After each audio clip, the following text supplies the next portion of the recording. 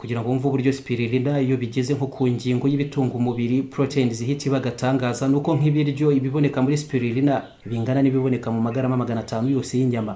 Mu bindi twanavugamo nk'ubutare iron bungana no gushobora kuboneka mu bisorori bitatu bya epinari, beta carotene ingana nk'iboneka muri karoti 18, vitamine A ingana n'iyaboneka mu biyiko bitatu by'ingano zidaseye, potassium nk'iboneka mu bisorori bitatu by'umuceri, calcium nk'iyaboneka mu birahuri bitatu by'amata, gamma linolenic acid nk'iboneka mu mashereka.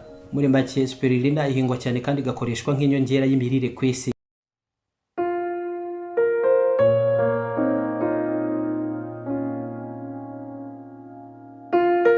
Spirulina cyangwa spiruline ni algue ihingwa ahantu hatandukanye mu isi hagamijwe kubona ibyubaka umubiri rwatsi, vegetative protein.